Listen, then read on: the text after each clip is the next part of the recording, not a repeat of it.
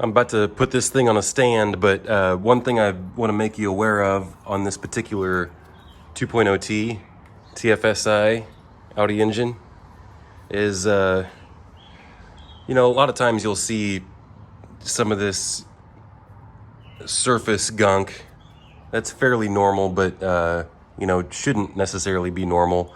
A lot of times that's just some of it's road grime, some of it's a slight leak, seepage. This particular case, I don't believe it was actually a active oil leak, like dripping, but it won't look like this after I'm done with it. There's probably some slight seepage around this upper gasket, this upper timing chain gasket. It's very common. And then if this gasket right here isn't sealed properly with the Permatex or with the silicone sealer, then you can get slight seepage out of here, especially right down here in these areas. This area right here is the most common spot to get leaks. But you always want to spin these pulleys. They sound a little bit racy. They'll probably be fine, but good idea to replace those if you got the budget for it. This is your rear main seal, and on this specific case I see that the date on here is 2015 and the car is a 2011, I believe. I can see the sealant bulging out here. It's definitely not factory sealant. The sealant on the oil pan is not factory, and it just looks like the upper oil pan has probably been off as well, although it's a little bit more difficult to tell on the gasket on the upper oil pan. This wastegate linkage right here, this is not enough play to set a fault, but it's loose. A clip put on there will tighten that right up. There's always going to be a small amount of seepage right here, but this one actually looks pretty good out of this cam tray. Like the top of this is just always going to look a little bit dirty. That's just how they are, because no one ever washes their engines. What you really need to do is wash and reevaluate after about a month or so. Maybe if it's bad enough, you could reevaluate after a couple hours or a day. But this is probably accumulation of years, probably ever since 2015. And we have the original water pump.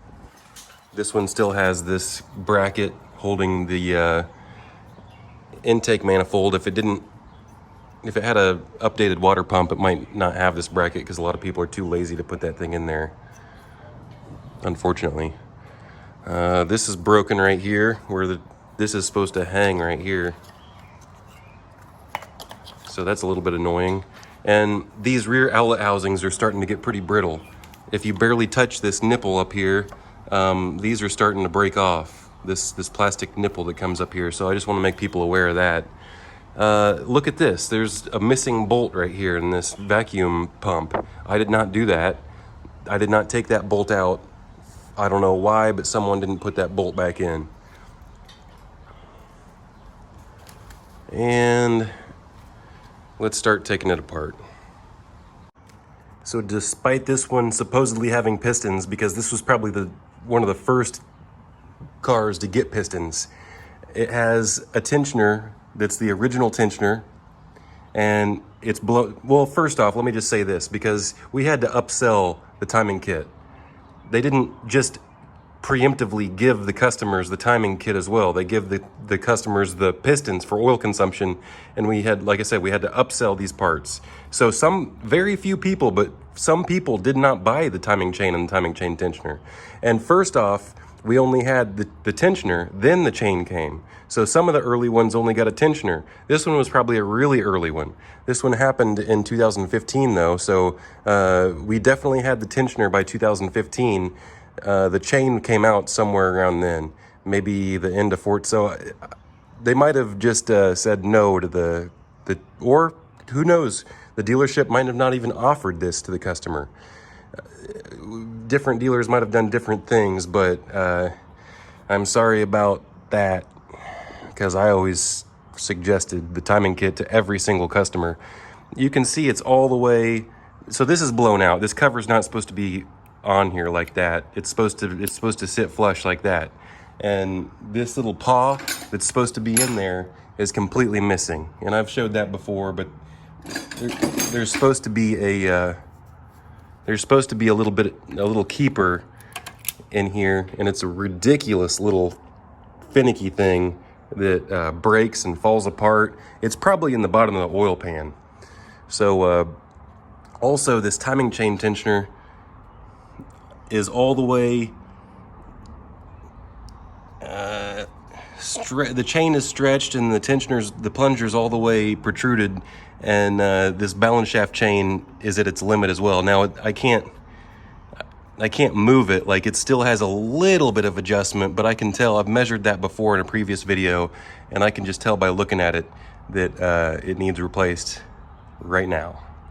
So let's see what else we can find. So we've got the screen that's blown out and partially obstructing the oil flow. And we've also got, as soon as I took the oil filter off, it's supposed to have a plastic plunger insert in here that's missing. So just thing after thing, man. Do we have any scoring on the camshafts? Now, jiggle those camshafts loose. They look pretty good. Let's take a look at these. Everything there looks perfectly acceptable. Perfectly acceptable. So I got a good camshaft. I got good camshafts. I got good cylinder head journals. Look at that though. The thing definitely came out of time, and that rocker arm is all the way twisted over. That rocker arm is all the way twisted over. A lot of times whenever it comes out of time like this, you can't trust these intake rockers. You might not be able to trust the exhaust rockers either. So let me pull this cam out and we'll see if we can find any damage on these rockers. So like that one right there, see how it has a broken ear? I don't even want that lifter. That's junk. I mean, I'm gonna retire every single one of these with the lifters.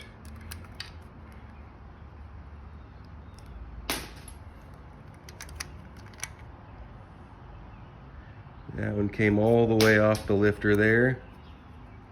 See, these are hydraulic actuated lifters. You can actually, I can't with my hands and they're slippery, but you can put those in a vise and see them squirt oil out of that hole in the side.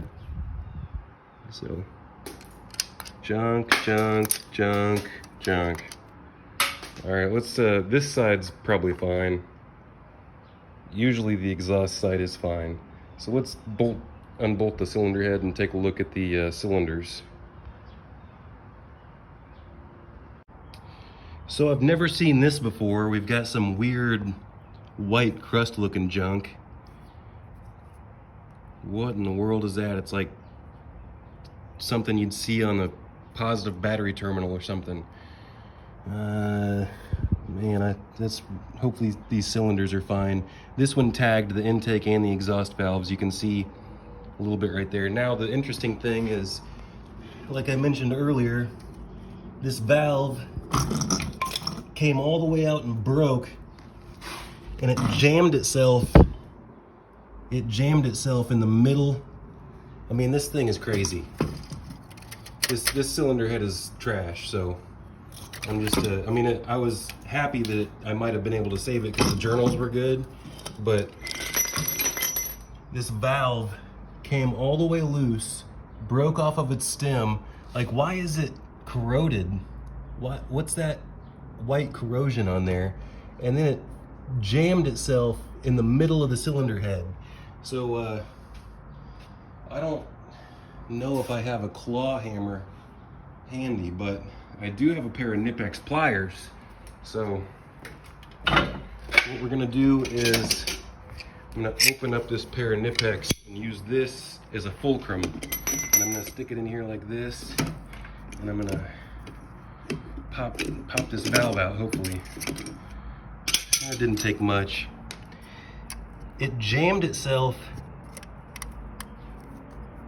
It jammed itself in the center there, and that's what caused the lockup.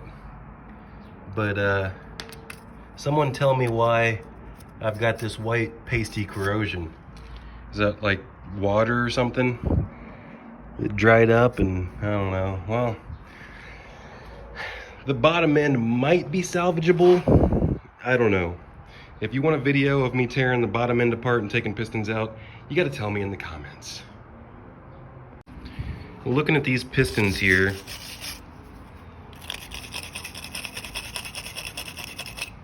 there's a date on here. And these are 2011 pistons. They're AM. Okay, so this is 02 of 09, so this is a 2009. I was wrong. This did have a piston update, but it was a very early piston update, being 2011, so they probably didn't have the chain or the tensioner at that time. So that's that.